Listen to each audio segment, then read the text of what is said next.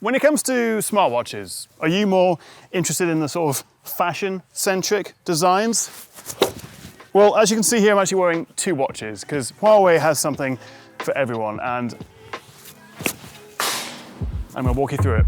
So the regular Fit 4 watches come in black, grey, purple or white, or you've got 3 Pro versions which come in black, blue or green. Now the regular version of the Fit 4, so not the Pro version, is 27 grams and just 9.5 millimeters thick. And we have this very nice 1.82-inch AMOLED display with a, I think it's pixel per inch resolution of 347, so it's nice and sharp, and brightness tops out at 2000 nits. But that's for the regular Fit 4. What I have here, the Pro version, this actually has a tougher sapphire glass screen with a peak brightness of 3000 nits. We also get a more premium titanium alloy bezel with an aluminium body, so it weighs a little bit more at 30.4 grams, but it's also slightly thinner at 9.3 millimeters. The Watch 5 is the more elegant, high-end, fashionable one. There are 4 different models in 2 sizes. You've got 42 and 46 millimeters in 8 different colors and 3 different materials. Huawei like to give you options. At the top end, we have the aerospace grade titanium, which comes in brown, silver, and this brand new, very snazzy looking purple, which uses what they say is a breakthrough color matching process involving oxidization and hue deviations to get this exact purple color.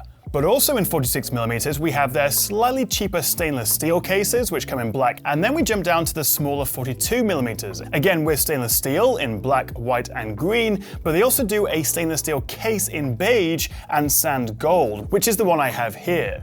This gorgeous sand gold color has also been through Huawei's color matching process, and their R&D team say that it's been designed with anti-fading color, so over time, unlike other gold devices or watches or jewelry, it's not going to change color. But all versions come with their tough sapphire glass and a new LTPO 2.0 screen with a peak brightness of up to 3000 nits, making it a whole lot easier to see outdoors. They've also slimmed the bezels right down. It's about 1.8 millimeters around the edge there, putting it at about 82.5% screen to body ratio, up 13% on last gen. Now personally, I prefer a bigger 46mm for my wrists in this sand gold color with this kind of beige band here. It's got a really sort of nice, warm, golden, vibrant hue to it. Obviously design and beauty is all very subjective, but that is one sharp looking watch. But one of the absolute standout features of both the Fit 4 and the Pro is the battery life. Huawei say you can get between 7 and 10 days, whereas the Watch 5, the smaller 42mm one, has a battery life of 5 to 7 days, and the bigger 46mm gets between 7 and 11 days. So you will get more battery life if you go for the bigger size. You know, your mileage may vary, as the cliche goes, and the good news is charging times are nice and quick for both. The Fit 4 and also the smaller Watch 5 will fully charge in an hour, whereas the larger Watch 5 will take about 90 minutes. One thing I was surprised to see though is that both these watches come with a pretty large magnetic puck-style charger, although to be fair, it does mean it actually sits nicely on the desk and doesn't just sort of fly away as the cable moves. It's also USB-A, the puck charger. So let's dive a little bit deeper into each watch, starting with the Fit 4 Pro. The square edges of this titanium alloy body and the matte color looks great. You've got that pop of color on the crown there, and rotating this up and down, or is it forwards and backwards, is a really nice way of scrolling around the software. There is also another button, which is color matched to the body, and you can use this to quickly jump into your workouts, and a double press will open the wallet where you can pay for things. Although frustratingly, you can't actually pay for your coffee with this, at least not here in the UK and Europe, as it doesn't support Google Pay, despite having a wallet and NFC. The Fit 4 also comes with their upgraded sunflower positioning system, as they call it, which improves the GPS accuracy and apparently is 56% better compared to the Fit 3. So for example, if you're out hiking, you can feel pretty confident that it's going to track all your movements, even allowing you to use features like backtrack if you get into trouble or wander off the beaten track too far. And you even get fully colored offline maps, which can be downloaded and installed via the app. And I really like it has this voice broadcast to help guide you if you're not looking at your watch.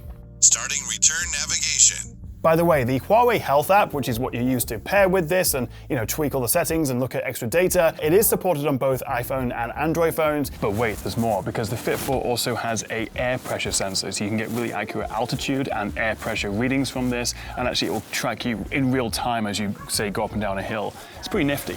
So as it says on the tin, the Watch Fit 4 Pro, this is ideal for things like climbing, mountaineering, hiking. Now I must admit I'm not the most adventurous and not really into water sports particularly either. That's more of Neo's domain here, he's having a great time. But this Fit 4 can do things like route tracking, speed, distance and heart rate while you're surfing or sailing or rowing, and you can actually take this diving down to, I think it's 40 meters now. And it'll also track the rate of your descent and your breathing, and on longer dives it can even track your heart rate and your blood oxygen level and then give you warnings if you're not looking so good.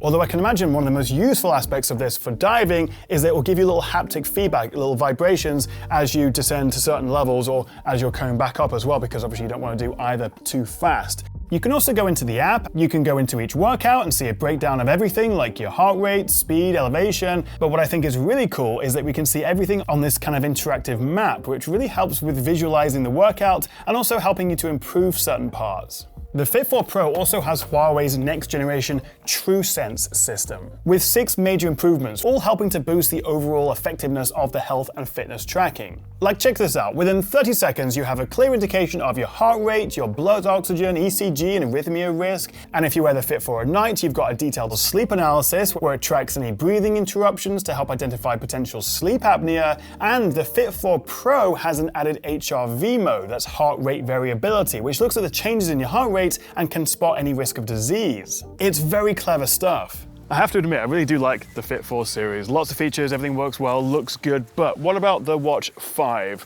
What does this have to offer? Straight away, you can see the design is very different, as it fits the more classic round watch design with smooth edges, this glossy aesthetic, and the color-matched more traditional watch crown. And you can use this button at the bottom here for a few shortcuts, and you can even customize this in the options. It's a very nice looking watch. I slightly prefer the chunkier, more athletic look of the Fit 4 Pro myself, but if you want something a bit more stylish to take to those evening soirees, then this may be more up your alley. But hang on, it's not just a pretty face. What really makes this stand out is what's at the back here and also this guy. Huawei call it the industry first multi-sensing X tap technology. Bit of a mouthful, but it includes a 3-in-1 sensor module, and so if you gently place your finger onto it, it will automatically start a whole range of health tests, 8 of them in fact, and now including HRV. That's heart rate variability if you weren't paying attention, which the previous Watch 4 and 4 Pro didn't have. But this also tests your heart rate, the SpO2, skin temperature, stress, ECG, artery stiffness, and there's even a respiratory overview. You can still track a lot just with the back of the watch on your wrist like that through the sensors here, including your heart rate, but to have this little X tap button here actually gives you between 10 and 50 times more accurate results. But that's not all. If we tap this SpO2 app on the watch, we can place our fingertip on the sensor and now we get a real-time blood oxygen level alongside our heart rate. I also appreciate they've upgraded the eSIM support so you get better connectivity, more network support, and also Wi-Fi 6. So even if you're in the middle of nowhere like this golf course here in Wells, you still get pretty good connection.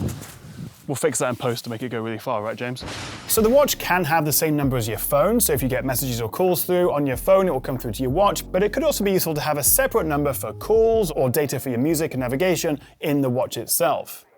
Now, both watches have a ton of sport modes. In fact, there's over 100, from your usual running and walking, cycling, basketball, tennis, you've got outdoor sports like diving, and indoor sports like rowing machines, pool swimming, and free training in a gym. Also, both watches have a golf mode, which includes a full course mode. They have over 15,000 courses, so you can do precise distance tracking. It can even keep track of your scorecard and then give you a performance breakdown at the end of your game. And there's also a driving range mode, which for someone who is, let's just say, inconsistent at golf, is more of my home. He's not very good at reviewing tech, but he's worse at golf.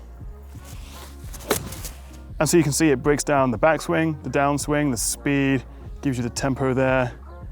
Pretty average job there, Tom. And obviously in all the sports modes, you can track your time, heart rate, calories, the training effect, etc. The point is, these watches are incredibly capable, whether it's the health monitoring, the fitness tracking, the multi-day, almost up to a week battery life, depending on how you use it, and also just being nice and slim and light and stylish.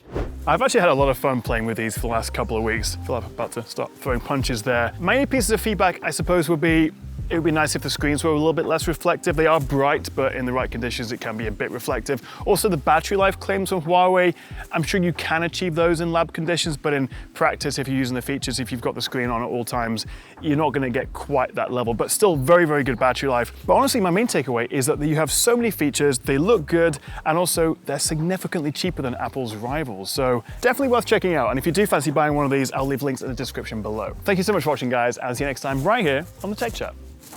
I gotta go.